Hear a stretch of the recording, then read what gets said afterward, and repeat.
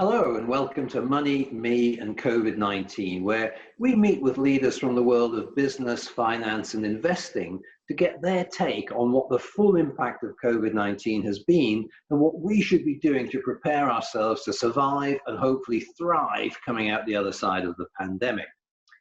My guest today is well known to members of Elite Investor Club, but may not be so well known to the wider audience on this channel.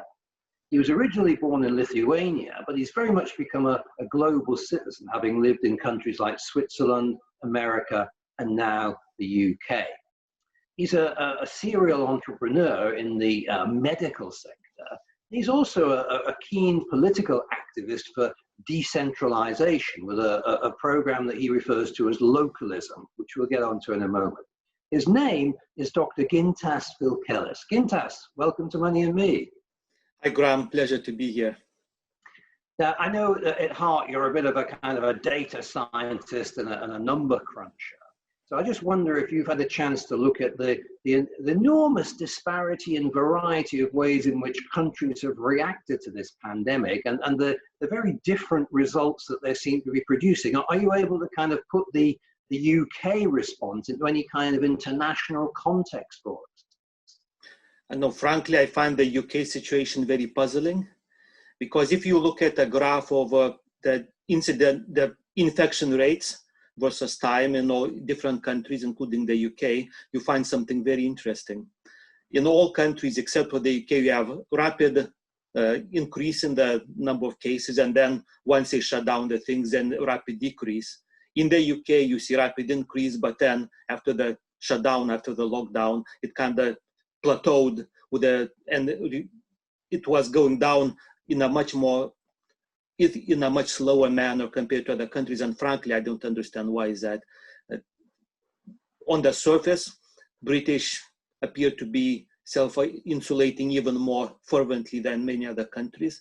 So I really can't explain. There should be, considering that our number, that means how many people a person who is ill can infect during his period, his infection, which lasts typically about 2 weeks, about 15 days, let's say.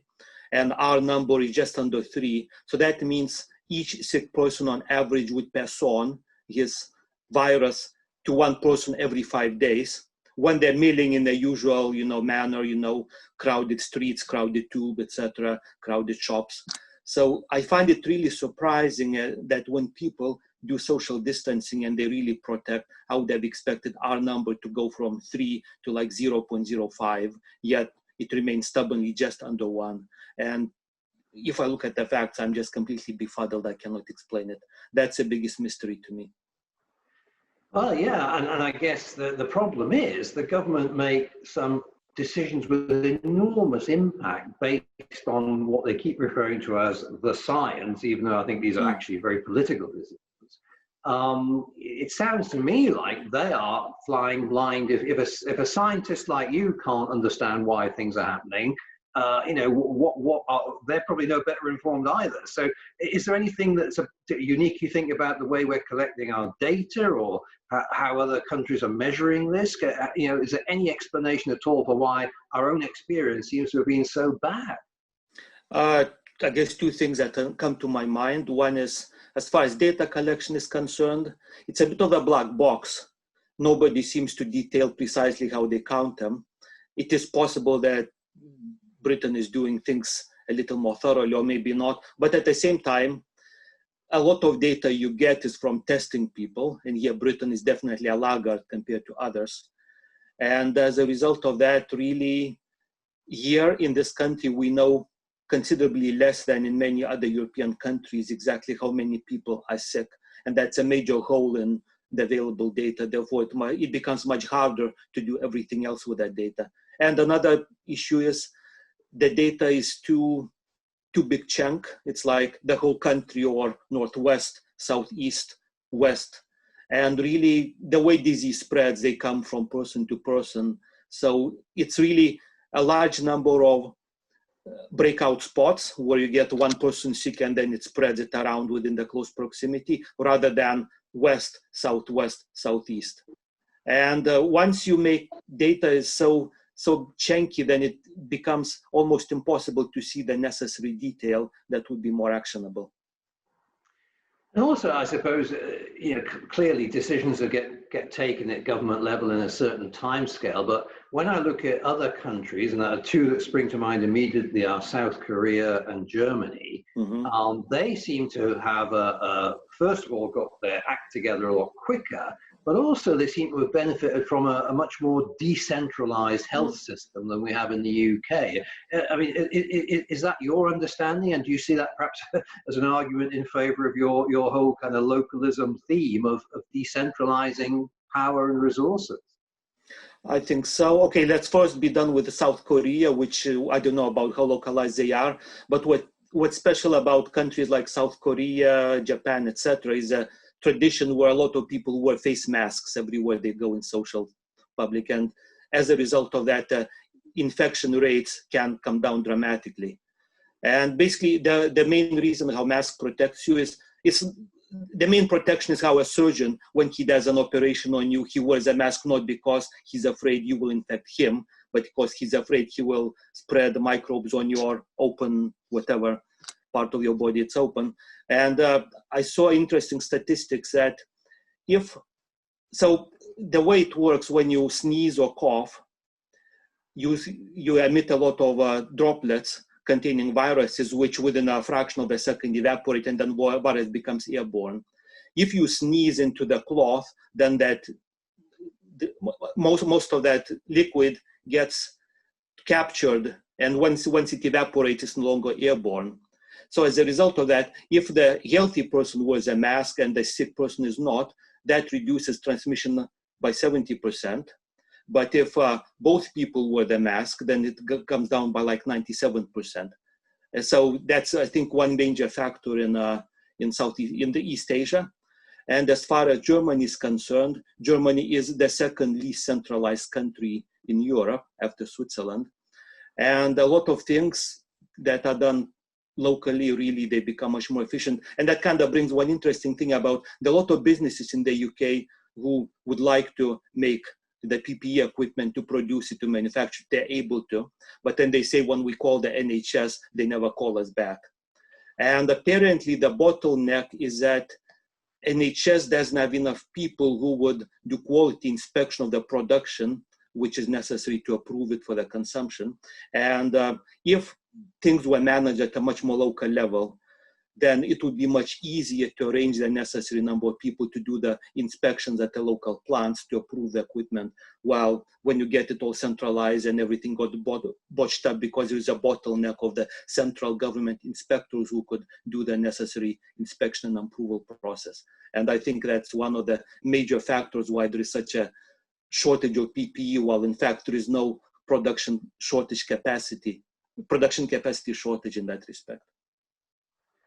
Yeah, but I mean, I think when you look at Germany, and I read an article in the FT about this quite recently. What the guy said was, look, here we're so decentralized that the local town or city mayor is personally responsible for the health system, and he would have to answer to the voters at the next election if they handle this badly. And I think, well, when I watch these guys turning up in Downing Street talking about what should be happening in a hospital in Newcastle or Cardiff or whatever, it just seems bonkers. So isn't this all the evidence you need, at least from a healthcare perspective, to say we should push this out into a decentralized model? Absolutely. It's not all of the evidence, but certainly important piece of evidence. And at the core of this problem is the fact that human brain does not scale well. So every time, if you have a single decision maker like the prime minister who needs to serve the needs of the country of 65 million, they have to, inevitably you need many levels of bureaucracy where, supervisor can keep track of only so many supervisees, and then there was each of them a supervisor or somebody else. So you inevitably, the bigger is the number of population, the more levels of bureaucracy you need in order for people inside of it know what the hell is going on.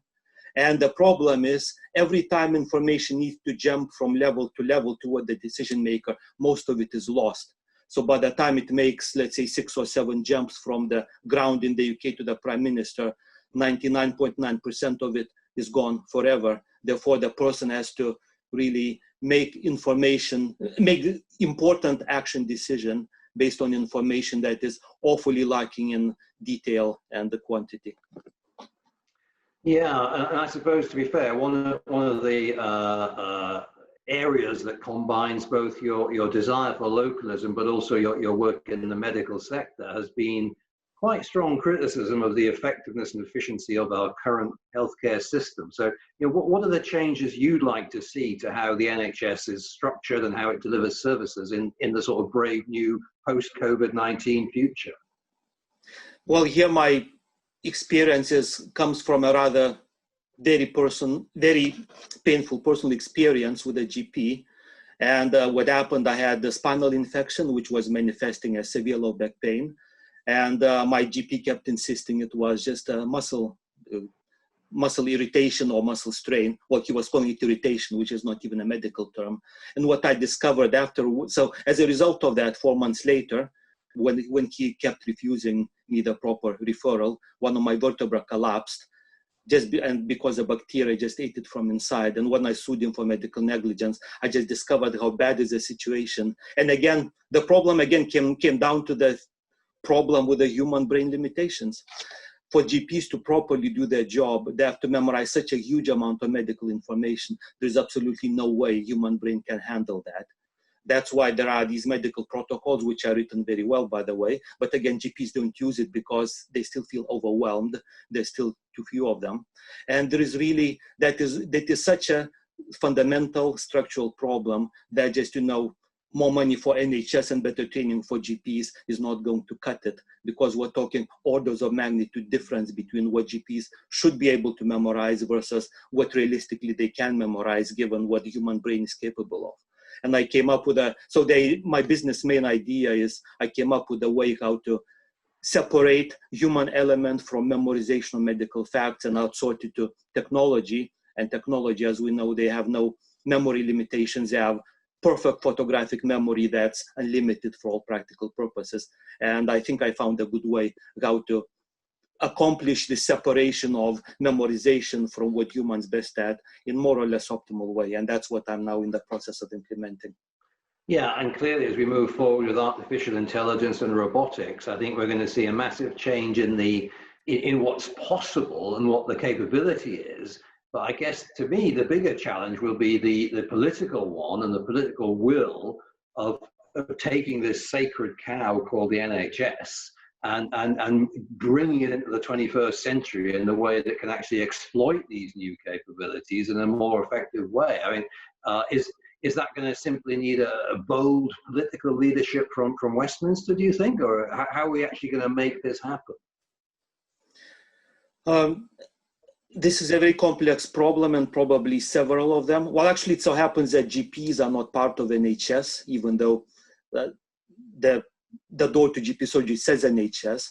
But due to some historic works going back to Tony Blair era in the late 90s, GPs are actually being operated as single-person, independent, limited companies who get money from public purse, from NHS. But then basically, each GP gets a few £100 per year for each patient registered with them, and then they do whatever they can with that money. And so in that respect, actually, as far as reforming GPs specifically, actually more could be done quicker because they have a lot more freedom to change the way they do business compared to what NHS hospitals do. And this is what I consider actually one of the most unusual and brilliant parts of my plan.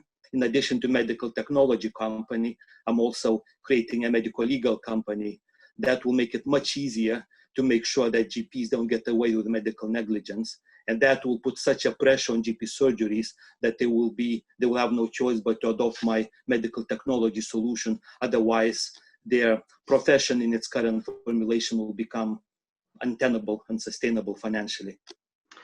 Okay, well, let's move on from just the COVID situation. Let's talk more about the overall impact on the economy. Now, the government, rightly or wrongly, has taken the decision of lockdown.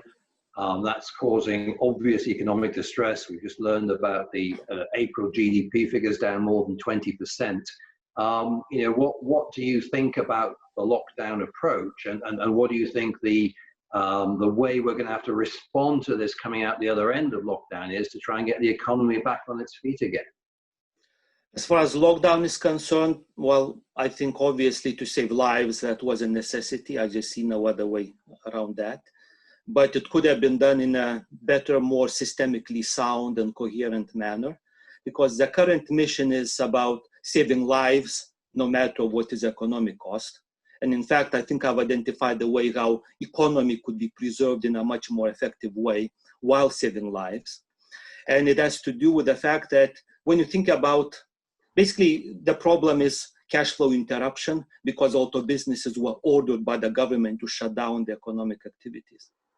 And the way the government is dealing with that now, they are just spending taxpayers' money by, paying for the furlough or, extending loans, etc., etc. But when you really look at it at a more systemic level, look in the animal world. When there's food shortage, animals have two ways of dealing with that. Number one is find extra sources of food or go to hibernation, which means shut down the energy needs so that their bodies can survive without dying during the lean period where the caloric available intake is dramatically reduced, like bears and frogs and many other animals do during winter.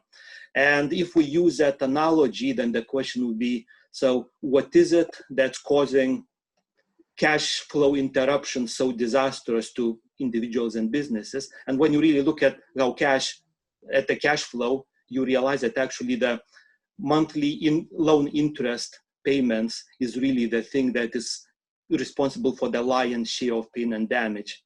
But when you think about it, banks continue to collect loan interest with a few exceptions here and there, because they do understand that it's not quite sustainable. But really, they look at it as, well, contract says you are required make those monthly payments, hell or high water, and we don't care about anything else. That's essentially the psychology, because contracts are so sacrosanct, and in normal economic conditions, that's quite right.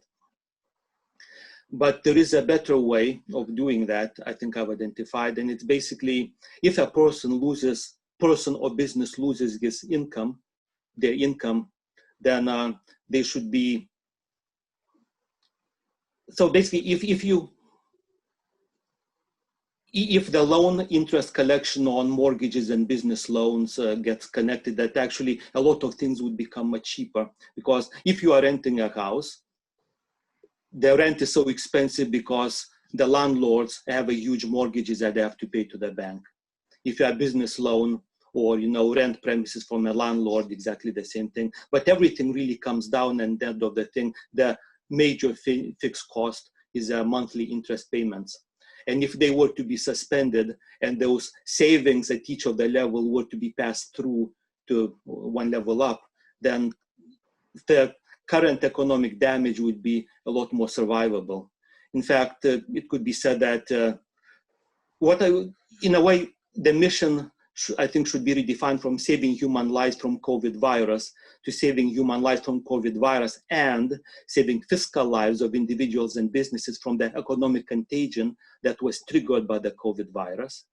And here is this specific business activity that is, loan business interest collection is not a vital part it is a vital part of the normally functioning system, but it is not something that people will start dying on the streets if they stop collecting interest. It was quite the opposite. So if the government can prohibit a lot of businesses from operating because of the COVID, they can just as well say the same thing to the bank. What you're doing now is too damaging economically, could even cost actual lives. Therefore, you should follow the same pattern. Okay, so effectively putting the economic strain more onto the banks, and if there's a problem there, I guess the government have bailed the banks out before they could do it again. But you could argue it's kind of payback time for 2008. Yeah, in 2008, banks were bailed out by the taxpayers on the terms that were universally considered very biased in favor of the banks. So it wouldn't be really, even on the grounds of fairness, it would not be unreasonable for the taxpayers to say, now we are in the tight spot, please do your bit. Of course, one of the things that COVID-19 has done, which I suppose you could kind of call a positive, it's taken the whole Brexit thing off the agenda. But the reality is the clock is ticking. We're very close to, as we record this, to the time when we need to decide on the extension and so on.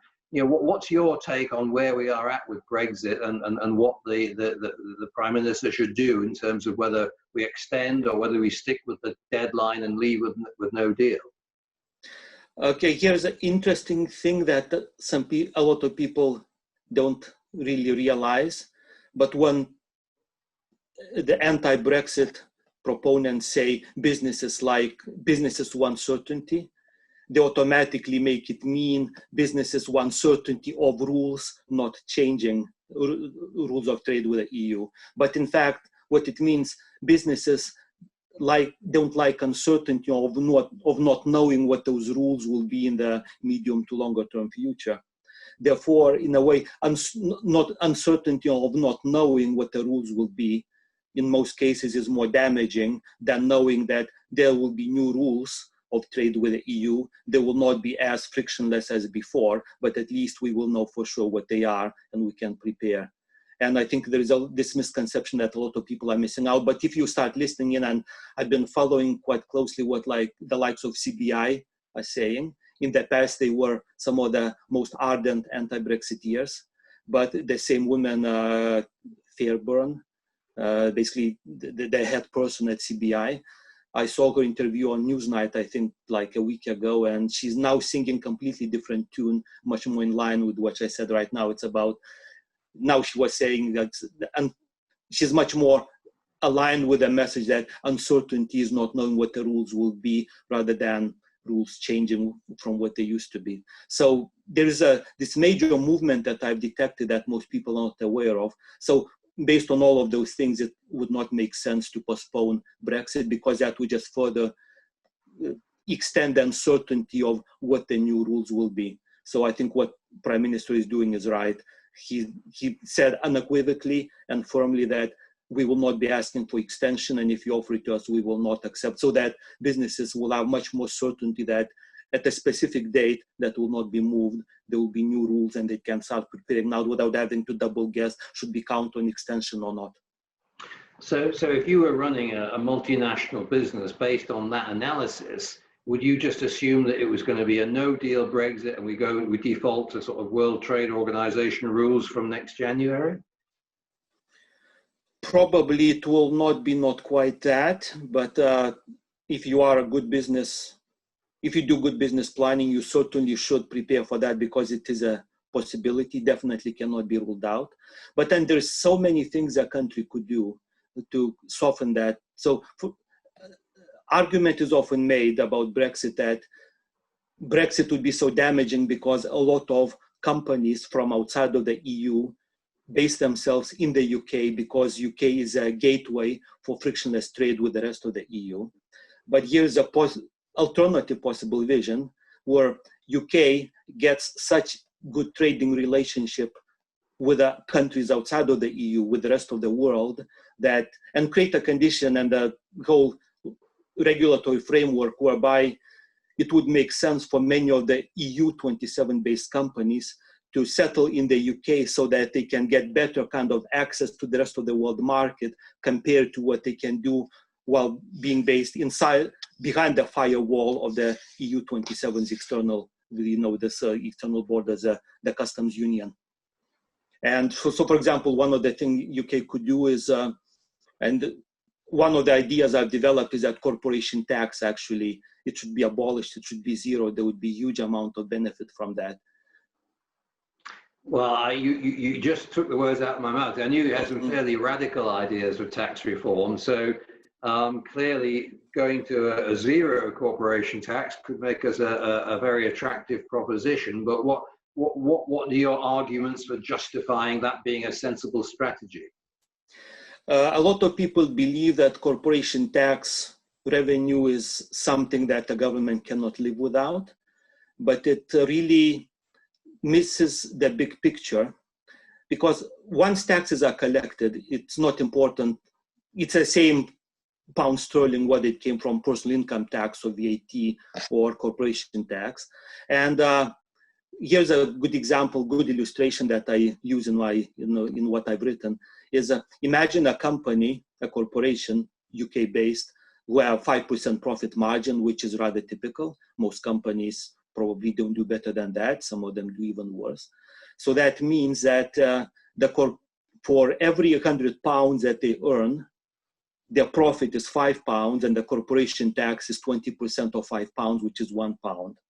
But then what people don't really realize that the 95 pounds of that 100 pounds that are the costs of the corporation, all of that, they very quickly become personal incomes of the corporation employees and employees of all of their suppliers and subcontractors. And those people in this country pay the combined income tax once you put, income tax, national insurance, VAT on the stuff they buy, it approaches 50%. So that basically means that for every 100 pounds that a company makes, about 50% of the 95% become personal income tax and only 1% becomes corporation tax. And also given that money gets taxed every time they change hands, I did simulations on Excel. So imagine, so in the UK, about 80% of economy is domestic and 20% is foreign trade. So if you do the simulations assuming that each time money changes hand in the UK, 80% stays inside of the country for another round of exchanging hands and 20% goes out, that means for every 100 pounds that comes in from outside, once you go through many iterations of money changing hand, you end up with that for every 100 pounds incoming, 250 pounds are collected as personal income taxes within the UK, and only £4 are collected as corporation tax. So within the big picture, it's that corporation tax actually produces relatively small amount, but what's even more importantly, for the highly mobile, pragmatic international capital, when they make a decision in which country to invest, for them, corporation tax is not 1% of the decision. For them, it's 20% of the decision. Therefore, it's much more likely to cause them to say, we're not going to bring our money in this country because we don't like the tax regime. So to flip, the 250 and £4 figure, that means for every foreign investment, for every 100 pounds of foreign direct investment decision that goes not the way of the UK, the Treasury loses 254 pounds, the 250 personal income and £4 corporation tax. So if you look at the picture systemically, corporation tax does way more harm than it does good. And the people don't realize it only because they are so fixated on this little line in the Treasury's Excel and they completely miss out on the big picture.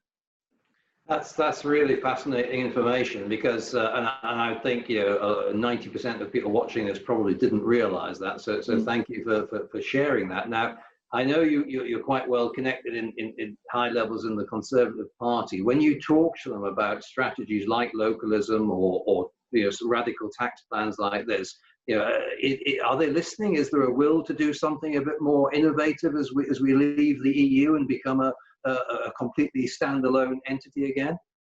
I've spoken to a lot of MPs on both, especially about localism, but also about corporation tax. And on both topics, I got very positive and oftentimes enthusiastic response. But then again, this highly centralized system is so disempowering at individual level that even MPs, most of them, unless you are an MP, which currently happens from Ruislip, which is the Prime Minister, unless you are that MP, rather, as opposed to 649 other MPs, you have very, very little influence over the whole process. And during the last 7 years of me campaigning privately for localism, I've spoken to probably at least 80 Conservative MPs. I've got 100% approval rate on that. But unfortunately, the Prime Minister was never one of those MPs. So this is really, I got all the way up to the Deputy Prime Minister. David Lidington, when he was Deputy Prime Minister, was rather a big fan of localism. Unfortunately, there is such a big information firewall between Prime Minister and everybody else, all other MPs, that so far I have not managed to breach it successfully. Well, I think forget the Prime Minister, mate. There's only one guy you need to convince, and that's Dominic Cummings. So Yeah. if you can get his next trip up to Durham, you could perhaps just pull him into a lay-by and persuade him that this is the plan. Well, I need to know his travel plans to know when next time he's going there. Okay, so as we come to the end of our time together, Gintas, what do you think are the steps that individual business owners need to be thinking about to come out the other side of all this? Because they've been through a really challenging time. We've got this kind of COVID thing, we've got the Brexit thing. What is a poor business owner to do to try and continue their success in the 2020s? Well, certainly the way business is done is changing. So really being nimble and flexible, if the system allows, that is really the biggest thing that really I could say. And here, unfortunately, system is so powerful that oftentimes that is not really in the hand of the business people. And that is why political system is so important to reform. Because if it doesn't permit certain things for business people to do, then business people cannot do it. Okay, well, there we must leave it. Thanks very much for your insights, Gintas Vilkelis. Thanks for joining us. Thank you, my pleasure.